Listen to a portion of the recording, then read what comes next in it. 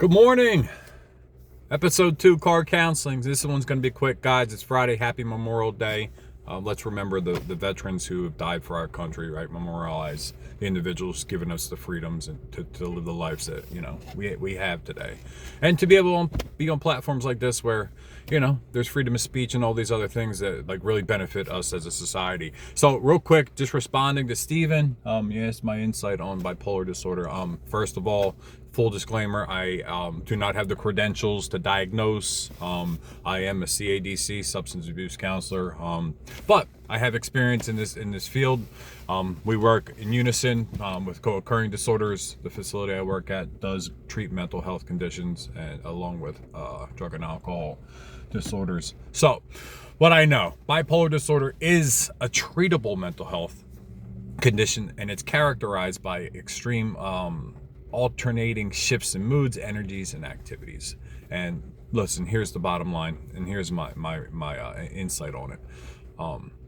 Really important to educate ourselves on these disorders. Really important to understand that it's okay to have them, right? You are not your disorder, right? That is my personal insight on that. You are diagnosed with something, but it's treatable, right? So they have psychotropic medications, right? And it's really important for us to understand the importance and the benefit of these things. And, I'm a firm believer in medication without therapy is almost pointless. And here's one of the things that I have experienced with personal friends and individuals that I've been able to work with. Psychotropic medications, when they are right for the person, they work. They certainly work. There's been huge results, right, where people are able to live and enjoy life with these mental health conditions. One of the trappings that I've experienced is that these psychotropic medications work for these diagnoses, right?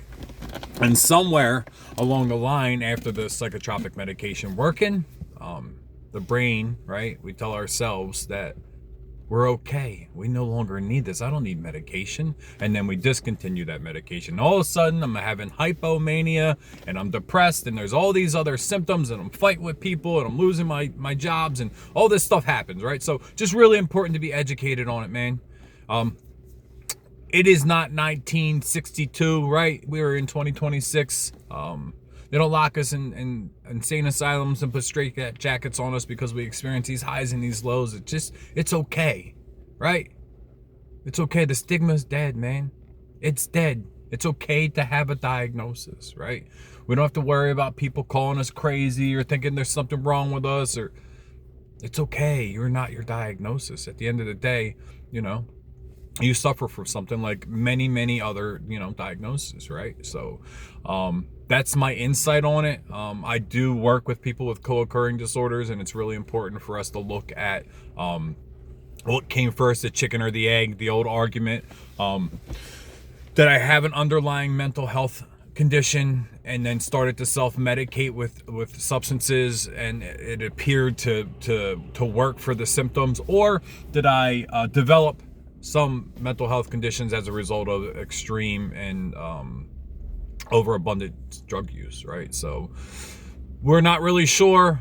Sometimes we go undiagnosed as children. Sometimes our adolescent years are a little difficult because of these diagnoses. But at the end of the day, it's really important for us to just be aware, to just be educated, to understand what we live with. And, Steven, thanks for asking. I don't have a whole lot to say on bipolar. I know that there's 1 and 2, and the severity of the moods and the mania varies based on the diagnosis. But definitely reach out to your local providers. And here's another thing I think that's really important. The attention that a provider has, right?